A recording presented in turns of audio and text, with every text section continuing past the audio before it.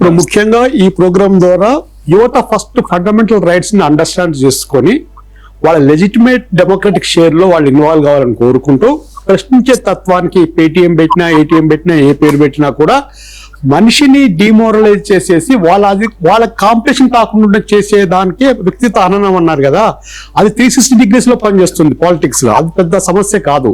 దాన్ని ఫేస్ చేసే యూత్ ముందుకు రావాలని కోరుకుంటున్నాను. Based on that constitutional right and fundamental right base తీసుకొని రావాలని కోరుకుంటున్నాను. కోటేశ్వరరావు కంక్లూజన్, మీ కంక్లూజన్. సార్ మొత్తానికి మంచి కార్యక్రమం సార్. ఏదంటే హక్కులు ఎక్కడుంటాయో ఆ దేశాలే ఆ రాజ్యాలే ఆధునిక రాజ్యాలైనవి. హక్కులని గౌరవించిన రాజ్యాలు మాత్రం ఆధునిక రాజ్యాలు, ప్రపంచ రాజ్యాలు, శ్రేయో రాజ్యాలు. హక్కులని ఎనగదొరికిన రాజ్యాలన్నీ పోలీస్ స్టేట్స్ అన్ని కూడా అధపాతాలని వెళ్ళిపోయినాయి. మనకి అమెరికా, ఫ్రాన్స్, రష్యా ప్రపంచ పదంలో ముందుంటానికి కారణం అక్కడ ప్రజలకి హక్కులు విస్తృత స్థాయిలో గౌరవించబడతాయి. అందుకని ఈ రోజు ప్రపంచ దేశాలందరూ కూడా అమెరికా వెళ్ళడానికి ఇష్టపడతానికి కారణం ఏంటయ్యా అంటే అక్కడ వ్యక్తి స్వేచ్ఛ చాలా లిబరల్ గా ఉంటది, అధికంగా ఉంటది. ఒక వ్యక్తి జీవితంలోకి ఇంకొక తొంగి చూసే పరిస్థితి ఉండదు. వ్యక్తి ఏదైనా ప్రశ్నిస్తే ఇంటే అక్కడ ప్రభుత్వాలు, అందుకని ఆ ప్రభుత్వాలు చాలా ఉన్నతంగా వెళ్ళి దేశాలు డెవలప్ అయినాయి. మనకేమైనాయి అంటే ఇక్కడ ముందు హక్కులు ప్రశ్నించడం కాదు, ఆ ప్రతిపక్ష నాయకుడు ఎవరైనా ప్రశ్నిస్తేనే ఒప్పుకోలేనటువంటి పరిస్థితి. ప్రతిపక్ష నాయకులను బయటికి పంపించారు. ప్రజలు ఎన్నుకున్నటువంటి ప్రతిపక్ష నాయకుడు ప్రజల తరపున ప్రశ్నించే ప్రతిపక్ష నాయకుడిని ఒక దెయ్యంగాను భూతంగాను చూసేటువంటి తరుణంలో, లేతే హక్కుల గురించి పోరాడే వాళ్ళని అర్బన్ నక్సలైట్లు, అయితే ప్రభుత్వాలకు వ్యతిరేకంగా ఫేస్బుక్ లో చిన్న రైటప్ రాస్తేనేమో వాళ్ళ వ్యక్తిత్వ హరణాన్ని, వాళ్ళ కుటుంబ సభ్యుల్ని కించపరిచే విధంగా, పేటిఎం అనే విధంగా మాట్లాడే తరుణాల్లో ఈ ప్రశ్నించే తత్వాలని గనక వినని ప్రభుత్వాలు ఎక్కడైనా కుప్పకూలిపోతాయి. అయితే దీన్ని గుర్తుపెట్టుకోండి, హక్కులని గౌరవించిన ప్రభుత్వాలే ఆధునిక రాజ్యాలు, శ్రేయో రాజ్యాలుగా మళ్ళీ వస్తాయి.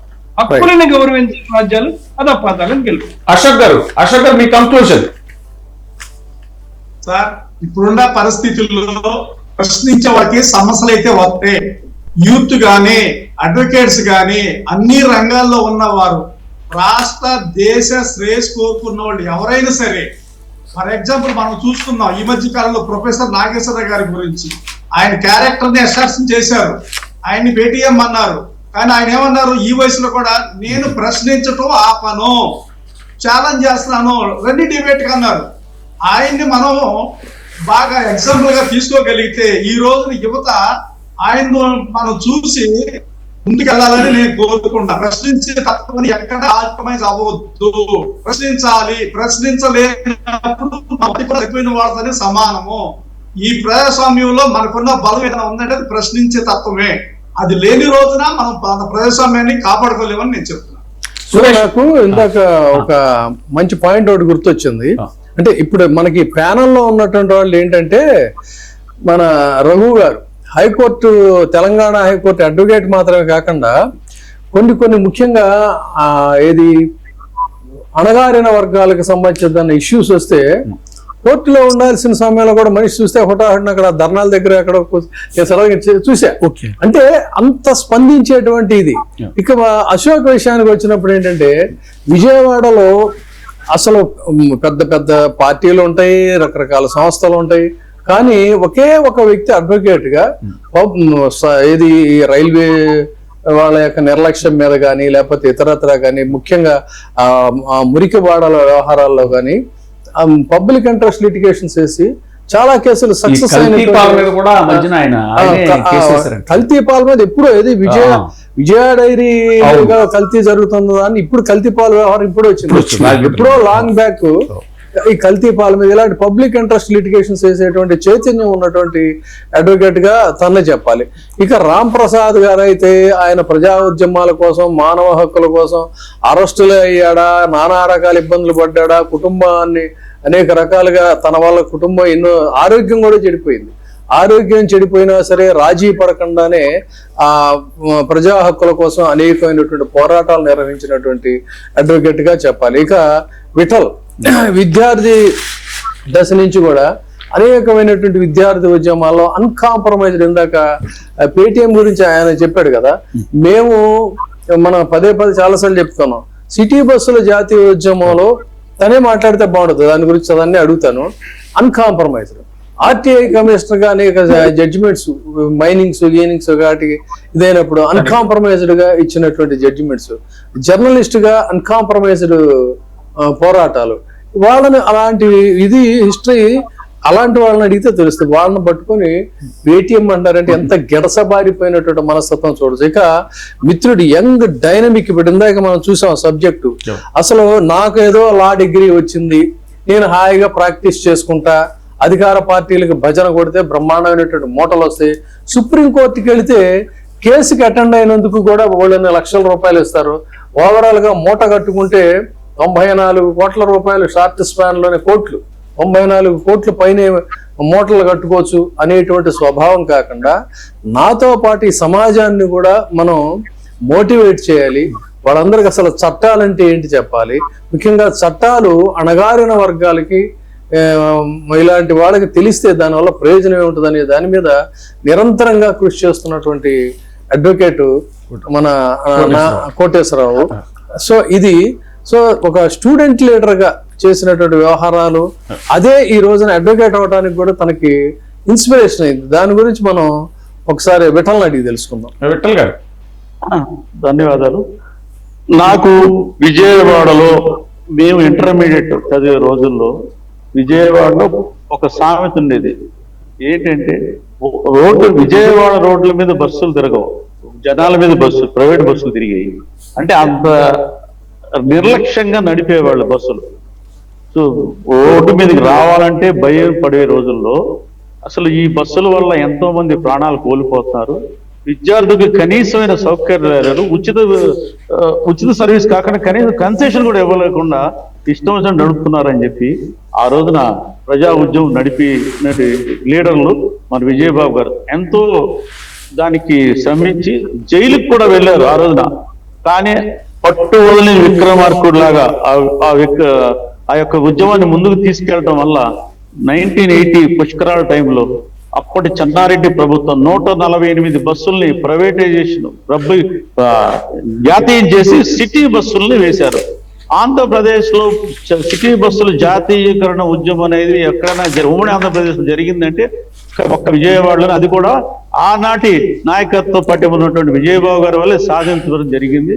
దాని ద్వారానే ఫేజెస్ గా ఈ ప్రైవేట్ బస్సులన్నీ కూడా తీసేయడం జరిగింది. అదే విధంగా ఈ ప్రైవేట్ బస్సులో ఉన్నటువంటి కార్మికులందరినీ కూడా ఆర్టీసీలు అబ్జర్వ్ చేసుకోవడం జరిగింది. వారి కుటుంబాలకు కూడా ఎంతో మేలు జరిగింది వారి వల్ల. మేము కూడా కాలేజీలు మానేసి వారితో పాటు మేము ఉద్యమంలో తిరగటం వల్ల ఈ రకమైన స్ఫూర్తి కలిగింది. మేము ఒక రకంగా చెప్పాలంటే ఆ రోజున కేసులు ఎదుర్కొన్న విధానాన్ని మేము చూసాం కాబట్టి దగ్గరుండి లా చదివి సమాజానికి మా వంతుగా ఏదో చెయ్యాలనే ఆశతో వచ్చాము. ఈ అవకాశం ఇచ్చిన 99 టీవీ వారికి మరొకసారి ధన్యవాదాలు తెలియజేస్తాను. సురేష్ గారు, మీ కంక్లూజన్ రిమార్క్స్ అండి. సురేష్ గారు.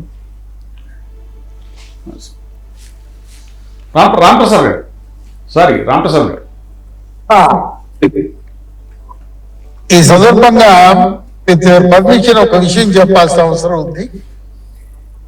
ఒక విజయ్ కుమార్ గారు నాకు ఆర్టీఐ యాక్ట్ లో వారు చేసినటువంటి వారు దాని ద్వారా ఎన్ని చేశారు, ఎన్ని ప్రజలకు మేలు చేశారు నాకు తెలుసు.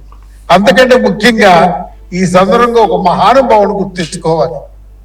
విజయ్ కుమార్ గారు వారి శిష్యుడు కాబట్టి అంత గొప్ప గురువు బట్టి ఆ శిష్యుడు ఉన్నాడు అనుకోండి అర్థం చేసుకోవచ్చు. ఆయన డాక్టర్ గారు పేరు భాస్కర్ రావు. ఆయన హైడ్రైజ్ సాల్ట్ కుదరదు, హైడ్రైజ్ సాల్ట్ బలవంతంగా పెట్టాలనుకుంటే దాన్ని అపోజ్ చేస్తూ సుప్రీంకోర్టులో పిల్ వేశారు. ఆయన ఒకే ఒక్క వాక్యం చెప్పారు, జీవిత కాలం మర్చిపోలేదు. అద్భుతమైన వాక్యం, మనందరం గుర్తు చేసుకోవచ్చు వాక్యం. అదేంటంటే మామూలుగా అమ్మగారు ఎక్కడున్నారు బాబు, నాన్నగారు ఎక్కడున్నారు బాబు అంటే మీ దగ్గర ఉన్నారా, అన్నయ్య దగ్గర ఉంటారా అనే ప్రశ్న మీకు అసహజంగా అనిపించలేదా అని మొట్టమొదటిసారి విట్ల గారి ద్వారా విజయ్ కుమార్ గారిని భాస్కర్ గారిని కలిసినప్పుడు చెప్పారు. ఆయన అంటే నాకు ఏం అనలేకపోయారు. ఆయన చెప్పింది ఏంటంటే వయసు పెరిగింది, డబ్బులు నువ్వు సంపాదిస్తున్నావు కాబట్టి నా దగ్గర ఉన్నారని చెప్తావా? నాన్న దగ్గర ఉన్నానని చెప్పాలి. ఎంత అద్భుతమైన మాట, చిన్న విషయం కాదు అది. అంత అంత సంస్కారం, జ్ఞానం కలగదా ఆ గురువు గారి దగ్గర ఆ విజయ్ కుమార్ గారు ఉన్నందుకు కూడా విజయబాబు గారికి అదే సంస్కారం అబ్బింది. తర్వాత మా మిత్రులు, మా అడ్వకేట్స్, మా అశోక్ గారు కానీ, వెట్ల గారు కానీ, నామాల కోటేశ్వర గారు కానీ నిత్యం మా ఉద్యమాల్లో సహచరులు, మాతో పాటు కలిసి మా బెజవాడ బార్ అసోసియేషన్ ఒక ఉద్యమంగా ఎప్పుడు నిత్య ఉద్యమం అది చేస్తూనే ఉంటాం, యుద్ధం చేస్తూనే ఉంటాం. అయితే ఇంకొక చిన్న విషయం చెప్పి నేను ముగిస్తాను. ముఖ్యంగా కేవలం లాయర్లే కాదు, టీచర్లు కూడా ఒక ప్రధానమైన పాత్ర ఉంటుంది. మనకి తెలిసినంత వరకు గతంలో బతకలేని బడిబొద్దులు అనేవాళ్ళు, తర్వాత బతుకు నేర్చిన బడిబొద్దులు అన్నారు. కానీ నా ఉద్దేశం ఏంటంటే ఎప్పటికీ గొప్పవాళ్ళు ఏంటంటే మన నాగేశ్వర్ గారు కానీ, హరగోపాల్ గారు కానీ, డాక్టర్ బాలగోపాల్ గారు కానీ వీళ్ళందరూ ఉపాధ్యాయ వృత్తి ఇచ్చారు. వాళ్ళు బతుకు నేర్పే బడిపొద్దులు. అలా టీచర్లందరూ బతుకు నేర్పే బడిపొద్దులు. బతుకంటే స్వేచ్ఛగా బతకడం, ఆత్మగౌరవంతో బతకడం, ధైర్యంతో బతకడం. ఇవి మన రాజ్యాంగం నేర్పించింది. ఆ రాజ్యాంగం తీస్తే బాగుంటుంది. ఇంత గొప్ప కార్యక్రమం పెట్టారు. ఈ మా టీవీ వాళ్ళకి 99 మనసా వాచా కర్మణ ఇంత అద్భుతమైన కార్యక్రమం చేసిన ధన్యవాదాలు. సార్, ఇప్పుడు ఈ ప్యానెల్లో అందరూ జూరిస్టులు, మీరు జర్నలిస్ట్ కూడా. అందువల్ల ఏంటంటే వాక్ స్వాతంత్రం అనేటువంటిది మీడియా యాంగిల్లో మీరు కంక్లూషన్. ఫైనల్ గా అదే నేను ఆల్వేస్ జర్నలిజం అనగానే రిపీటెడ్ గా చెప్పే పదం ఒకటి ఏంటంటే, comment is free but truth should be sacred. Comment అనేటువంటి దాన్ని స్వేచ్ఛగా మనం ఈ వివిధ అంశాల మీద చేయొచ్చు, కానీ అందులో సత్యం అనేటువంటిది ఉండాలి. ఆ సత్యసంధత లేకుండా ప్రభుత్వాలకు భజన చేయటం, లేకపోతే లేనిపోని వికారపు పెద్ద పెద్ద కేజీల కొద్దీ పేజీలు నింపేసేసి ఏదో రకంగా ప్రజల మెదళ్ళను కల్తీ చేసి వాళ్ళని కన్విన్స్ చేయడానికి ట్రై చేయటం, అది కాదుగా. అది రెండు రెళ్ళు నాలుగేరా బాబు అని అంటే, 2 రెళ్ళు 4 అంటే జైళ్ళు నోళ్లు తెరుచుకునేటువంటి పరిస్థితికి ఈ ప్రభుత్వాలు తీసుకురావటం, ఇది చాలా దుర్మార్గం. కాబట్టి దాన్ని ఏది ఏమైనా సరే ఆ నిజాన్ని ఎత్తి చూపటం వరకే నిజమైనటువంటి జర్నలిస్టుల కర్తవ్యం. ఆ నిజాన్ని ఎత్తి చూపినప్పుడు జర్నలిస్టులకు వచ్చేటువంటి ఇబ్బందుల తరఫున సోదరులుగా మేము ఉన్నాము అని చెప్పినట్టు అడ్వకేట్స్ నిలబడి వాళ్ళ తరఫున పోరాటం చేయడం అనేది, వీళ్ళిద్దరూ కూడా ఒక రకంగా నా దృష్టిలో టిన్స్ అనమాట. అంటే అవిభాజ్య కవలలు అనాలి, జర్నలిస్టుల్ని న్యాయవాదుల్ని అవిభాజ్య కవలలు అనాలి. సో నేనైతే ఆ రెండింటిని కూడా కలిపి నేను ఉన్నటువంటి వ్యవహారం. కాబట్టి ముఖ్యంగా ఈ మంచి కార్యక్రమానికి మీరు ఇంతసేపు వచ్చినందుకు మీ అందరికీ కూడా 99 టీవీ తరఫున ధన్యవాదాలు.